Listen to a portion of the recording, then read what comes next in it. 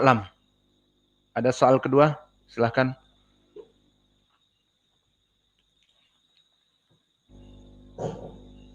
Soal yang kedua, di bulan Desember dan curah hujan sangat deras. Bagaimana dengan jamaah sholat? Apakah ada udzur saat hujan deras agar tidak pergi ke masjid? Lalu bagaimana menjawab panggilan hayya 'alas shalah saat hujan deras? Apa? Bagaimana? Bagaimana menjawab panggilan hayya 'alas shalah saat hujan deras? Telah datang hadis-hadis tentang permasalahan lafaz adzan yang berhubungan dengan waktu turunnya hujan. Perlu diketahui bahwa salat berjamaah untuk laki-laki hukumnya wajib. Tidak ada udzur kecuali mendatangi masjid tersebut bagi yang sehat. Namun jika bagi yang sakit ataupun musafir ataupun ada hujan termasuk dari udzur, maka boleh sholat di rumah. Pendalilannya tentang wajibnya sholat berjamaah, Allah berfirman, warka'u ma'ar raqi'in. Maka rukuklah kalian bersama orang-orang yang ruku'. Maka sholat berjamaah adalah perintah dari ayat ini. Warka'u, rukuklah dan sholatlah bersama orang-orang yang ruku' berjamaah. Dan juga di dalam hadis yang muttafaqun alaih dari Abi Hurairah. Berkata Rasulullah sallallahu alaihi wa ala alihi wasallam, laqad hamamtu. Makna hamamtu adalah lebih dari di atas niyah. Kalau niyah, saya besok akan berpuasa misalnya. Atau kalau ada uang, saya akan membantu pembangunan masjid, menginfakkan ke masjid. Ini niat. Adapun himmah, maka di atas dari niat. Maka himmah ditafsirkan oleh para ulama, bedanya adalah melaksanakan beberapa sebab. Adapun niat hanya di hati. Kalau dapat uang, gajian besok, aku akan menginfakkan sedikit untuk masjid. Kapan? Ya nanti kalau gajian. Adapun hamamtu, maka ham lebih kuat daripada niyah, sudah melaksanakan beberapa sebab. Maka di dalam ayat Al-Quran, Allah menyebutkan laqad hammat bihi wa hamma biha. Bahwa Imra'atul Aziz, istri dari Al-Aziz, dari Mesir yang merawat Yusuf, dan menjadikan Yusuf hidup bersamanya, tergoda dengan Yusuf. Dan ini fitrah dari perempuan, melihat ketampanan seorang laki-laki. Maka guliqatul abwab, menutup pintu-pintu. Maka ini adalah sebab-sebab di mana dia menutup pintu dan mengatakan ya hai talak, maka terserah apa yang mau kau lakukan, aku siap untuk dirimu wahai Yusuf. Ini sebab. Maka dinamakan oleh Allah laqad hammat bihi, bahwa perempuan ini telah mempunyai hasrat dan melaksanakan keinginannya untuk berzina dengan lafaz hamma. Hammat. Kenapa tidak niat? Laqad nawat misalnya, meniatkan. Karena meniatkan kebanyakan prosesnya belum berjalan. Maka di sini hammat bihi, dia menutup pintu, perempuan ini pintu-pintu, dan juga mengatakan kepada Yusuf, dohirnya membuka apa yang dia punyai, ya hai talak. Maka ini sebab-sebabnya. Dan begitu pun kembali kepada hadis Nabi, laqad hamamtu, maka aku telah berazam, telah berhimmah. Maknanya apa? Nabi melaksanakan sebab-sebab. Apa itu? An uhriqa buyut haula alladhi yatakhallafuna min salatil jamaah wa an amura wahidan minkum an yu'ammim badali. Maknanya Nabi Muhammad SAW telah berazam dia untuk meninggalkan imam salat dan digantikan kepada yang lain, dan dia dohirnya telah menyediakan kayu bakar untuk dinyalakan dan dilemparkan kepada rumah-rumah orang-orang yang menyelisihi sholat berjamaah. Maka sholat berjamaah asalnya adalah wajib. Sampai di dalam hadis yang diriwayatkan oleh Imam Muslim, seorang yang buta, dohirnya Ibnu Ummi Maktum di beberapa riwayat, minta izin kepada Nabi, ya Rasulullah, ana rajulun a'ma, walam ajid man yukiduni ila shalah wa ilal masjid. Wahai Rasulullah, aku orang yang buta dan tidak ada yang mengantarku ke masjid. Hal alayya rukhsah? Maka apakah boleh aku sholat di rumah? Setiap waktu sholat di rumah. Apa yang dikatakan oleh Nabi? Hal sami'tan nida? Apakah kamu mendengar adzan? Maknanya di zaman dulu adzan Bilal mengumandangkan tanpa mikrofon. Maka radiusnya wallahu a'lam beberapa meter. Maka ini maknanya adalah hal sami'tan nida. Apakah kamu mendengar, maknanya dekat di daerah Masjid Nabi? Apakah kamu mendengar panggilan? Dijawab, na'am ya Rasulullah. Idan fa'ajib. Maka wajib bagi kamu untuk menjawab panggilan. Ihtimalnya karena dekat dan juga mudah. Meskipun dia buta. Maka orang ini tidak mendapatkan rukhsah dari Nabi. Maka bagaimana dengan kaum muslimin? Yang mana dia itu rumahnya mudah untuk mendatangi masjid. Kemudian mendengar an-nida dan tidak mau datang dan lebih baik sholat di rumah. Maka kalau di Arab, dan kami hidup di Arab 17 tahun di sana, dan kami mendapati fitrah di sana kepada agama Islam sangat keras. Maka mereka, para perempuan, sholat di rumah karena syariatnya seperti itu. Meskipun boleh sholat di masjid, tapi dengan syarat jangan membuat fitnah. Tidak boleh membuka wajahnya dan hijabnya terbuka karena membuat fitnah. Tidak boleh. Maka di rumah. Maka di saat mereka melihat suami-suami mereka malas sholat di rumah, kebanyakan perempuan-perempuan Arab yang imannya kuat mengatakan, hei, kau laki-laki atau perempuan? Laki-laki sholat di masjid. Bukan seperti kami di sini perempuan. Itu fitrah mereka. Seperti fitrah mereka kepada laki-laki yang mencukur jenggot, mereka akan mengatakan seperti itu. Hei, kau ini laki-laki atau perempuan? Laki-laki mempunyai jenggot. Kenapa dipotong jenggotnya dan dihilangkan? Seperti itu. Maka kebanyakan dari perempuan-perempuan di Yaman yang kami dapati, suami-suaminya kebanyakan sholat di masjid berjamaah. Dan jika mereka di rumah dan orang terdengar di mikrofon Allahu Akbar di rumah, kebanyakan berceloteh seperti itu. Kamu sama seperti aku sedang haid. Seperti itu diejeknya. Menandakan bahwa ghirah di sana kepada Islam sangatlah baik. Kalau di sini malah kami mendengar kebalikannya. Bang, sholat saja di rumah. Jadikan aku 27 rakaat dengan kamu. Akhirnya kesempatan sholat di rumah. Si bapaknya jadinya di rumah. Padahal istri memang di rumah. Dan dia bisa berjamaah dengan anak putrinya. Alhasil, inilah dari sholat berjamaah asalnya wajib.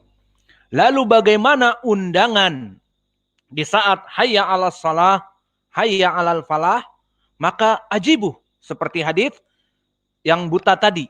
Kamu mendengar adzan? Na'am. Idan fa'ajibu. Maka wajib bagi kamu untuk mendatanginya. Lalu pertanyaan di sini, bagaimana jika hujan? Dan sekarang di musim November rain, dan begitu pun di Desember kelabu, apa Desember gerimis dan sebagainya, alhasil musim hujan. Di bulan November, di bulan Desember, curah yang tinggi. Maka bagaimana di sini? Memberatkan kepada kaum muslimin atau tidak? Maka ketahuilah ya ibadallah, di dalam syariat Islam disebutkan al-asl, agama Islam itu adalah mempermudah kepada kaum muslimin dalam peribadatan. Dan Allah tidak menginginkan peribadatan itu menjadi berat bagi kaum muslimin. Sehingga di dalam ilmu qawaidul usul ataupun usulul fikih, kaidah yang disebutkan al-masyaqqah tajlibu taisir, bahwa setiap perkara yang membuat berat kepada kaum muslimin wajib untuk dipermudah. Sesuai dengan keumuman ayat di dalam ayat Al-Quran, ma yuridullahu bikumul yusr wala yuridu bikumul usr di Al-Baqarah. Allah menginginkan kemudahan dan Allah tidak menginginkan kesusahan. Dan juga Allah berfirman, ma yuridullahu liyaja'ala alaikum min haraj. Bahwa Allah tidak menginginkan menjadikan bagi kalian itu agama Islam ini haraj, menjadi berat. Dan begitu pun Allah berfirman, la yukallifullahu nafsan illa wus'aha. Tidaklah Allah memberikan perkara-perkara yang wajib kecuali perintah-perintah yang wajib itu mampu dari manusia untuk melaksanakannya. Maka dari pendalilan yang kami sebutkan di sini, ataupun juga ditambah Allah berfirman, fattakullah mastata'tum, maka bertakwalah dan beribadahlah kepada Allah semampu kamu, semampu kalian. Maka dari sini menjadi kaidah al-masyaqqah tajlibu taisir. Jika ada perkara-perkara yang memberatkan dalam agama, maka diperbolehkan untuk diperingan dengan mengambil rukhsah. Maka jika sekarang menjelang adzan maghrib, ataupun menjelang adzan isya, dan seterusnya dari salat 5 waktu yang lain, hujan deras, ataupun hujan pokoknya deras tidak deras, yang jelas hujan, yang mana orang jika jalan ke masjid akan basah kuyup, ataupun basah, ataupun ilah yang lain jalan menjadi becek dan tergelincir, apalagi di waktu fajar, hujan deras di malam hari, menjelang fajar juga, maka jalanan becek, maka akan menyebabkan masyaqqah bagi kaum muslimin, maka ada rukhsah. Dengan apa? Dengan melafadzkan adzan yang mana datang di dalam hadis-hadis yang sahih. Yang pertama, diriwayatkan oleh Imam Al-Bukhari dari sahabat Ibnu Abbas, yang mana Nabi Muhammad SAW, kata Ibnu Abbas, telah melaksanakan yang demikian. Di mana hadisnya berkata Ibnu Abbas kepada seorang muadzin di saat hujan di hari Jumat. Lihat, di hari Jumat, hari yang diwajibkan untuk kaum muslimin melaksanakan salat Jumat. Maka dikatakan, idza qulta asyhadu anna Muhammadan Rasulullah fala taqul hayya 'alas shalah. Jika kamu selesai dari asyhadu anna Muhammadan Rasulullah, jangan membaca hayya 'alas shalah. Tetapi apa? Qul shallu fi buyutikum. Maka lafaz yang syar'i shallu fi buyutikum. Maka bacakanlah, salatlah kalian di rumah-rumah kalian. Faka'anna nas istangkaru. Qala fa'alahu man huwa khairun minni.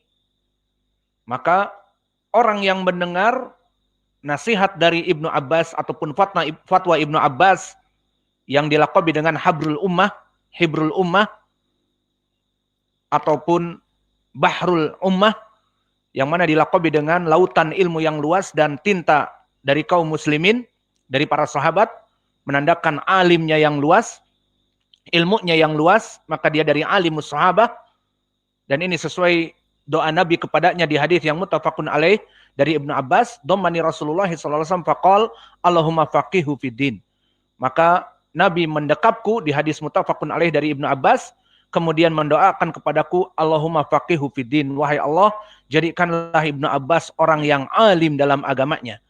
Maka akhirnya dia dilaqabi dengan Bahrul Ummah ataupun Hibrul Ummah, tintanya kaum muslimin ataupun samudra ilmu yang luas dari para sahabat, memfatwakan jika kamu akan membaca hayya 'alas shalah, jangan dibaca di saat hujan kepada muadzin, tapi sebutkan shallu fi buyutikum, salatlah di rumah-rumah kalian. Maka diingkari oleh sebagian para sahabat yang lain karena mereka tidak tahu. Apa yang dijawab oleh Ibnu Abbas? Fa'alahu man huwa khairun minni. Maka telah melakukan orang yang terbaik dariku. siapa Nabi Muhammad. Maka di sini lafaz seperti ini memberikan makna al-marfu. Memberikan makna al-marfu bahwa ini dari Nabi. Meskipun ini adalah fatwa Ibnu Abbas, namun setelah diingkari ternyata berkata Ibnu Abbas, telah melakukan yang demikian orang yang lebih baik dariku. Yani Ibnu Abbas mengatakan itu maknanya Nabi Muhammad. Kemudian dia berkata, innal jum'ata azmatun. Bahwa salat Jumat wajib. Seperti salat 5 waktu juga. Wa ini karahtu an ukhrijakum fatamsuna fitin wadahab. Namun aku tidak menginginkan kaum muslimin yang mana salat Jumat itu wajib dan mereka berjalan dalam keadaan hujan dan becek dan licin bisa tergelincir, maka serulah gantinya hayya 'alas shalah dengan shallu fi buyutikum. Maka ini pendalilan di hadis Ibnu Abbas. Dan di riwayat yang lain, Imam Al-Bukhari mengeluarkan hadis ini banyak terulang sampai 2 kali atau 3 kali. Maka disebutkan di riwayat yang lain, fi yaumin radgin. Falamma balagal muadzin hayya 'alas shalah fa amarahu an yunadiya as-salatu fir rihal. As-salatu fir rihal. Maka di saat hari yang mendung dan hujan dan becek, di saat muadzin melaksanakan adzan, di saat mulai dia akan membaca hayya 'alas shalah, dikatakan jangan membaca hayya 'alas shalah, tetapi as-salatu fir rihal. Salatlah di rumah-rumah kalian. Maknal buyut warihal sama. Rihal kebanyakan dimutlakkan kemah-kemah waktu safar, namun maknanya juga bisa di rumah-rumah kita. Maka salatlah di rumah kalian. Fanadarul qaum. Maka sebagian para sahabat melihat apa yang terjadi. Saling memandang di antara mereka, maka Ibnu Abbas langsung mematahkan keraguan mereka dengan ucapan, fa'ala hada man huwa khairun minhu innaha azmah. Maka telah melakukan yang demikian yang lebih baik dari kita, maka meskipun Jum'ah itu wajib, namun ini adalah sunnah. Maka ini lafaz dari Ibnu Abbas dan sahih dikeluarkan oleh Imam Al-Bukhari dan Muslim dan berkesindiran Imam Al-Bukhari, dan begitu pun datang dari sahabat yang lain dari Abdullah bin Umar yang berkesendirian diriwayatkan oleh Imam Muslim, yang mana diriwayat Imam Muslim berkata Ibnu Umar, adzana bis shalah fi lailati dzati bardin warih faqala ala sallu fi rihalikum. Ala sallu fi rihalikum atau ala sallu fi rihal. Maka disebutkan oleh Ibnu Umar bahwa di saat di malam hari yang dingin karena hujan lebat dan dalam keadaan becek dan dalam keadaan angin yang keras, maka dikatakan ala sallu fi rihal. Ala sallu fi rihalikum. Kemudian setelah itu Ibnu Umar memberikan fatwa ini dan berkata, kana Rasulullah sallallahu alaihi wa ala alihi wasallam ya'murul muadzin idza kanat lailah baridah data matarin yaqulu alla sallu fir rihal, alla sallu fir rihal. Maka dulu Nabi memerintahkan, berarti ini hadis yang marfu dari sahabat dinaikkan kepada Nabi, bahwa dulu kata Ibnu Umar mempersaksikan Nabi memerintahkan di malam yang dingin dan hujan agar menyebutkan alla sallu fi rihal, gantinya hayya 'alas shalah. Dan begitu pun diriwayatkan oleh Imam Muslim dari sahabat yang lain, dari Jabir bin Abdullah berkata, kharajna ma'a Rasulillah sallallahu alaihi wasallam fi safar famutirna. Kami safar bersama Nabi dan turun hujan. Faqala liyusalli man syaa minkum fi rihlihi. Barang siapa yang ingin sholat di kemahnya, maka sholat di kemahnya. Maka makna safar di sini safar yang berjamaah seperti jihad ataupun melaksanakan haji dan umrah. Dulu safar Nabi berjamaah, terutama jihad, sampai datang dengan pasukan 1000 pasukan. Maka di sini disyariatkan sholat berjamaah. Naam. Meskipun mereka safar semuanya, tapi karena semuanya safar, sholat berjamaah bagi mereka. Namun di saat safar dalam keadaan berjamaah itu hujan lebat, maka mereka tinggal di kemah-kemah daripada mendatangi tempat Nabi, kemahnya Nabi untuk sholat berjamaah, maka Nabi membolehkan untuk sholat di kemah-kemah mereka. Setiap beberapa pasukan mempunyai kemah, maka tidak apa-apa untuk sholat masing-masing. Tidak mesti berjamaah dengan Nabi. Maka Nabi mengatakan, liyusolli man sya'a minkum fi rihlihi. Barang siapa yang ingin mengambil rukhsah, maka boleh untuk sholat di kemah mereka. Maka dari sini kita bisa mengambil dari hadis yang kami sebutkan. Pertama, agama Islam syariatnya itu perkara yang al-masyaqqah tajlibu taisir. Perkara-perkara yang membuat susah bagi kaum muslimin, maka dipermudah. Maka di saat terjadi hujan lebat, susah. Mau datang ke masjid, hujan, lebat, licin, pakaian basah kuyup, kedinginan waktu salat, apalagi waktu fajr, maka tidak apa-apa untuk salat di rumah. Nah, maka di sini dari faedah hadis ini, pertama adalah tentang ajaran Islam ini mengajak kepada kemudahan. Dan yang kedua, jika hujan, maka rukhsah untuk sholat di rumah. Hukumnya menjadi tidak wajib. Dan yang ketiga, sunnah dari muadzin agar berazan tidak menyebut hayya 'alas shalah, sehingga tidak memberatkan kepada kaum muslimin, maka menyebutkan seperti kami sebutkan tadi lafadznya. Dan juga yang ketiga, lafadz-lafadz khusus yang bisa dihafal oleh para muadzinin. Ayo yang pertama, hadis muttafaqun alaih dari Ibnu Abbas, "Shallu fi buyutikum." Paham ya? "Shallu fi buyutikum." Dan yang kedua diriwayatkan oleh Imam Ibnu Umar yang tadi kita sebutkan, "Alla shallu firrihal." Ataupun "Shallu firrihal." "Alla shallu firrihal." Tahu ya dua lafaz ini? Pertama apa? Shallu fi buyutikum. Yang kedua, alla shallu firrihal. Maka yang ingin menghidupkan sunnah dengan lafaz ini. Kemudian tatbiknya. Kapan diucapkan lafaz ini? Di hadis tadi dari Ibnu Abbas, mengganti hayya 'alas shalah. Dan dohirnya mengganti juga hayya 'alal falah. Maka hayya 'alatain dinamakan hayya 'alas shalah dan hayya 'alal falah, hayya 'alatain diganti dengan lafaz tadi. Sehingga setelah asyhadu anna Muhammadar Rasulullah, harusnya hayya 'alas shalah dan hayya 'alal falah langsung ala sallu firrihal ataupun sallu fi buyutikum, sama dua kali. Sallu fi buyutikum. Baru setelah itu langsung kepada Allahu Akbar dan la ilaha illallah. Maka ini gantinya dari segi tatbik. Maka mungkin ini dari jawaban soal yang kedua, agar melaksanakan sunnah ini bagi yang mampu dan rukhsah bagi yang